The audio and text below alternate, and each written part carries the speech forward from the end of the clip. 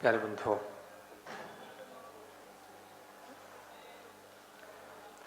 नाणम दंसन सम्मम चारित्रम सुहि कारणम तेसिम। ज्ञान दर्शन सम्मम चारित्रम सोहि कारणम तेसिम मुखारम मुखाराहुण हेम चारित्रम पाहुणम मोक्षे। ये समझना है कि ज्ञान दर्शन कैसा सम्यक सहित ज्ञान दर्शन और चारित्र सो ही कारणम तेसिम, सो ही कारण है उसका मोक्षस राहण ह्यूम मोक्ष पर चलने का, मोक्ष पर चढ़ने का कारण है। जब तक दर्शन नहीं है, ज्ञान नहीं है, चारित्र नहीं है, तब तक मोक्ष का मार्ग बनने वाला नहीं है। मोक्ष का मार्ग दर्शन, ज्ञान और चारित्र से बनता है प्यारे बंधुओं। लेकिन प्रश्न ये खड़ा होता है कि आखिर दर्शन क्या है, ज्ञान क्या है, चारित्र क्या है। शायद इतने दिन से इतनी बात समझ में आ गई होगी कि दर्शन क्या है, ज्ञान क्या है, चारित्र क्या है। जो हमारे विश्वास को दृढ़ करे वह दर्शन है। जो हमारे आत्मा में मर्जन करे, जो हमारी आत्मा को माजे वह ज्ञान है। और जो हमारी आत्मा को निखारे वह चारित्र है। जो मर्जन करे, माजे, एक माजना होता है और निखारना उसको चमकाना होता है। ज्ञान के माध्यम से हमें हे उपादेय का ज्ञान होता है कि क्या हे है और क्या उपादेय है, और चारित्र उसको ग्रहण करता है, अंगीकार करता है, स्वीकार करता है प्यारे बंधुओं। उसी दर्शन ज्ञान चारित्र के स्वरूप को यहाँ कह रहे हैं कि ज्ञान दर्शन सम्यक तो है, ज्ञान दर्शन सम्यक तो है, चारित्र सम्यक है, तो हमारा मोक्ष का मार्ग बनता है। वो ऐसा मोक्ष का मार्ग ही हमें सच्चे निर्वाण की प्राप्ति कराता है। और ऐसे चारित्र पहाड़ को आचार्य महाराज इस ग्रंथ में कहेंगे। ऐसा मंगलाचरण यहाँ किया है। एक छोटे से दृष्टांत के द्वारा हम समझते हैं कि क्या ज्ञान है, क्या दर्शन और क्या चारित्र है, वो हमें क्या करना चाहिए। एक बार एक व्यक्ति बहुत गरीब था, बहुत गरीब व्यक्ति था, उसके पास कुछ भी नहीं था और वह ये विचार करता था कि मेरा कोई काम धंधा लग जाए, कोई रोजगार मुझे प्राप्त हो जाए, कोई नौकरी लग जाए, कोई व्यापार बिजनेस, थोड़ी सी पूंजी मुझे प्राप्त हो जाए। लेकिन दुर्भाग्य उसको वह कुछ भी प्राप्त नहीं हुआ।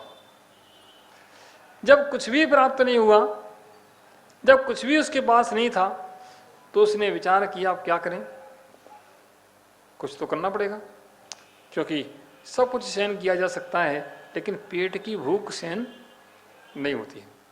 सर्दी सहन की जा सकती है, गर्मी सहन की जा सकती है, सब कुछ प्रताड़नाएं जितनी हो वे सहन की जा सकती हैं, लेकिन पेट की भूख किसी को सहन नहीं होती। जब उसे कुछ रास्ता समझ में नहीं आया तो अंतिम रास्ता उसने कहा मांग करके अब काम चलाएं।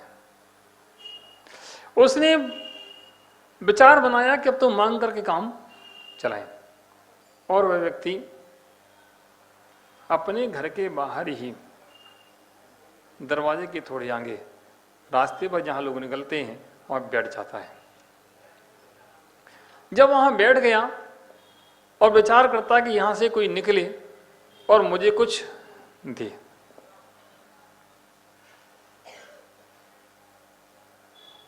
थोड़ी देर बाद उस नगर का राजा जो उसी रास्ते पर आ रहा था, उसने देखा उस नगर का राजा उस रास्ते पर आ रहा है।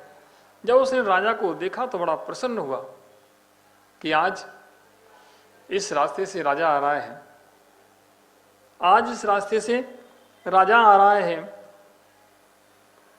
आज मेरा काम बन गया।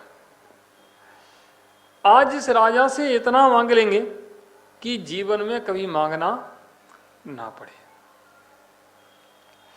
जीवन में कभी मांगना ना पड़े, ऐसा विचार किया। सोच ही रहा था, राजा चलते चलते पास में आ गया। जब राजा पास में आया, हाथ जोड़े और राजा से निवेदन करता कि राजन, शाम के भोजन की व्यवस्था नहीं है।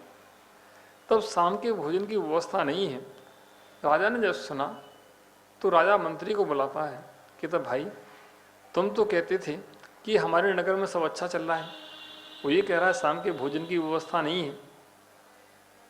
महाराज मेरी दृष्टि में नहीं आया, मेरी दृष्टि में नहीं आया, मेरे ज्ञान में नहीं आया। अब आपका जैसा आदेश हो वैसे के लिए किया जाए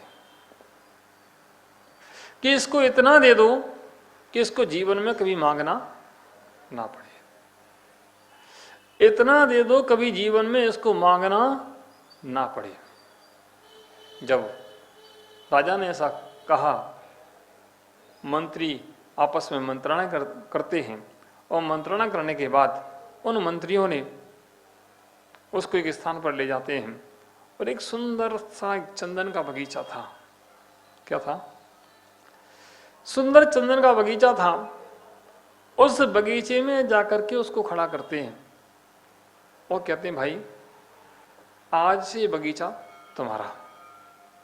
किसका? आज से ये बगीचा तुम्हारा, इस बगीचे से तुम अपनी आजीविका करना। सारा बगीचा उसको दे दिया। बहुत बड़ा बगीचा था। जब उसको बगीचा मिला तो बड़ा प्रसन्न हुआ कि चलो मेरा काम बन गया, अब कभी मुझे मांगना नहीं पड़ेगा, अब मुझे कभी मांगना नहीं पड़ेगा। ऐसा उसके अंदर भाव आया और बड़ा प्रसन्न हुआ। उस दिन इतना प्रसन्न था कि आज तक इतना प्रसन्न वह नहीं हुआ। किसी व्यक्ति को अपने मन के अनुसार वस्तु मिल जाती है तो उसके अंदर प्रसन्नता बढ़ जाती है। कल तक वह चैन से नहीं सोता था,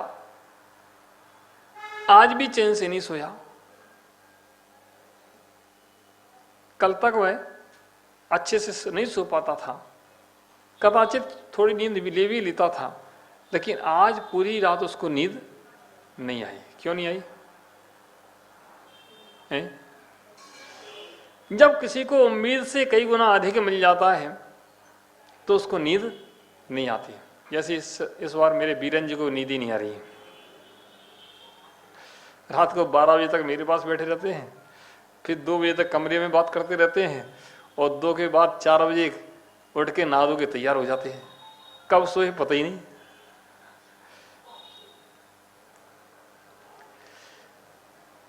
रात भर ये सोचता रहा कि कल जाएंगे अपना रोजगार प्रारंभ करेंगे, कैसे करें, क्या करें, क्या निकालें, क्या धरें कि बिजनेस अच्छा चले, व्यापार अच्छा चले, मार्जिन अच्छा हो, मुनाफा अच्छा हो। हर एक अच्छा व्यापारी ऐसा ही सोचता है कि कोई ऐसा काम करके मार्जिन अच्छा हो, मुनाफा अच्छा हो। विचार करते करते उसके मन में सारे विचार चल गए, मंथन हो गया और मंथन करने के बाद सुबह पहुंचा। सबसे पहले भगवान के मंदिर में पहुंचा, दर्शन पूजन किया और दर्शन पूजन करने के बाद भगवान से निवेदन किया कि भगवान आज से अपना व्यापार हम चालू कर रहे हैं। आप लोग भी कहते हो, कोई भी काम करते हो तो पहले भगवान के मंदिर में आकर के कम से कम भगवान से बोल तो जाते ही हैं कि भगवान हम अपना फलाना काम चालू कर रहे हैं। उस व्यक्ति ने भी बड़ा धर्मात्मा था, उस व्यक्ति ने भी जाकर के मंदिर में भगवान से निवेदन किया कि भगवान हम फलाना काम चालू कर रहे हैं, मेरा काम अच्छा चले। और वहां पहुंचा उस बगीचे में, उसने उस बगीचे की लकड़ी निकाली, निकाल करके जैसा रात में विचार किया था कि लकड़ी से कोयला महंगा बिकता है। क्या बिकता है? लकड़ी महंगी, कोयला महंगा है। लकड़ी से कोयला महंगा बिकता है, तो उसने उस लकड़ी को निकाला और उसका कोयला बनाया और बाजार में बेच दिया। क्या किया? लकड़ी निकाली, कोयला बनाया, बाजार में बेच दिया। क्रम चालू हो गया। 1 दिन, 2 दिन, 4 दिन चलता रहा। वह प्रतिदिन कोयला निकालता और बाजार कोयला बनाता और बाजार में बेचता। प्रसन्न था कि चलो उसका एक रोजगार चालू हो गया। करते करते समय निकलता गया, समय बीतता गया और एक समय ऐसा आया कि सारा बगीचा खाली हो गया। जब सारा बगीचा खाली हो गया, फिर उसने क्या विचार किया, अब क्या करें? तो उसकी जड़ें जो नीचे गड़ी रहती हैं, जितने ठूट गड़े रहते हैं, वो भी उसने निकलवा ली है। वो भी निकाल करके उनको भी उसने कोयला बना करके और बाजार में बेच दिया। अब क्या बचा? खाली मैदान। खाली मैदान। क्योंकि कार्य करने के साथ में अगर कार्य का प्रयोजन और सम्यक दृष्टिपना जब तक नहीं होता है, तब तक कार्य संपन्न फलीभूत नहीं होता। जब उसने सब बेच दिया, पूरा खाली हो गया, जब मैदान पूरा खाली हो गया, खाली मैदान बड़ा था, अब विचार करता कि अब क्या करें। उसने विचार किया और विचार करके कोई रास्ता ही नहीं है कि पहले जैसे थे वैसे ही फिर हैं, पहले जहाँ बैठे थे वहीं फिर बैठते हैं, फिर कोई निकलेगा, फिर कोई कुछ देगा और अपना काम चलेगा। जिस स्थान पर पहले बैठा था उसी स्थान पर जाकर के बैठ जाता है और बैठ करके इंतजार कर रहा था कि कोई यहां से निकले। थोड़ी देर बाद वो क्या देखता है, उस नगर का राजा अपने सामने से आता हुआ उसको दिख रहा है। वो विचार करता कि वो क्या मेरा भाग्य है, क्या मेरा पुण्य है, पहले यहाँ बैठा था तब ये राजा आया था, मुझे इतना सब दे गया, तो आज यहाँ फिर बैठा हूँ तो फिर ये राजा आ गया। हो सकता है ये जगह बड़ी पुण्यशाली हो, ये जगह बड़ी पुण्यशाली हो, ये जगह मुझे बड़ी फलीभूत हो रही है, कितनी अच्छी जगह है, यहाँ मैं बैठता हूँ तो राजा आ जाता है। ओह, मिथ्यात्व के उदय में मिथ्यात्व के ही भाव बनते हैं, सम्यक्त के उदय में सम्यक्त रूप भाव बनते हैं। मिथ्यात्व के उदय में मुझे जो वस्तु है ही नहीं है, हमको उस वस्तु का विपरीत स्वरूप दिखने लगती है, और सम्यक्त के उदय में उस वस्तु का सम्यक्तपना प्रकट होता है। हम जिस स्थान पर बैठते हैं उस स्थान पर अगर मेरा काम ठीक चलता है तो मुझे लगता है ये भूमि मुझे दे रही है, इस भूमि से मुझे लाभ हो रहा है, ये भूमि मेरे लिए पुण्यवर्तक है। और जब उसी भूमि पर बैठ करके काम चलना बंद हो जाता है तो मुझे लगता है ये भूमि मेरे लिए अच्छी नहीं है। हम अपने कर्म को ना देख करके उस भूमि को दोष देने लगते हैं, उस भूमि को अच्छा और बुरा मानने लगते हैं, उस भूमि को बुरा कहते हैं, उस भूमि को अच्छा कहते हैं। अच्छे बुरे, अच्छी बुरी वो भूमि नहीं है, तुम्हारे कर्म हैं। अगर तुम्हारे कर्म अच्छे होंगे तो तुम्हारे पुण्य कर्म होंगे, अगर तुम्हारी सत्ता में पुण्य, उदय में पुण्य है तो तुम्हें लाभ प्राप्त होता रहेगा। और तुम्हारा पुण्य का उदय नहीं है तो कोई भी भूमि आपको कुछ भी देने वाली नहीं है। कदाचित ऐसा भी कह सकते हैं कि भूमि पुण्यवर्धक है। ऐसी पुण्यवर्धक भूमि मानने पर भी, ऐसी पुण्यवर्धक भूमियां भी पुण्य के उदय से ही प्राप्त होती हैं। अगर उस भूमि को पुण्यवर्धक मान भी लें, धनवर्धक मान भी लें, यश कीर्तिवर्धक मान भी लें, किसी भूमि पर बैठ करके यश बढ़ता है, किसी भूमि पर बैठ करके हमारा धन बढ़ता है, तो वह भी तुम्हारे पुण्य कर्म का उदय ही है।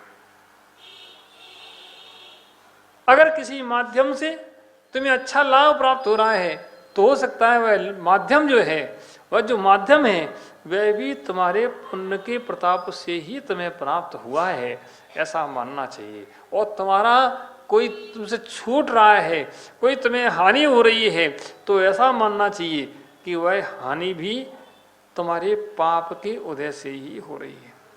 मुख्य क्या है? हम मुख्य को ग्रहण नहीं करते हैं और गौण को ग्रहण करते चले जाते हैं। अगर मुख्य पर हमारी दृष्टि टिक जाए, मुख्य हमारी दृष्टि में आ जाए, तो संसार हमारे लिए बहुत छोटा हो जाएगा। लेकिन हमें संसार बढ़ क्यों रहा है? हमारी मुख पर दृष्टि नहीं है, ऐसा कहना चाहिए। जैसे कोई व्यक्ति अपना चेहरा दर्पण में देखता है, उसने अपना चेहरा दर्पण में देखा और दर्पण में एक चेहरे पर दाग देखा। क्या देखा? चेहरे पर एक दाग देखा। उसने कपड़ा उठाया, उस दाग को पोंछना चालू किया। कपड़ा उठाया, दाग को पोंछना चालू किया, तो क्या दाग पूछेगा? उसने दर्पण पर दाग दिख रहा था, उसने पोंछना चालू किया। सुबह से शाम तक लगा रहा, पोंछता रहा, लेकिन दाग साफ नहीं हुआ। होगा क्या? क्यों नहीं हुआ? क्या दाग जहां दिख रहा था वहीं वह पोंछ रहा था कि दूसरी जगह पोंछ रहा था?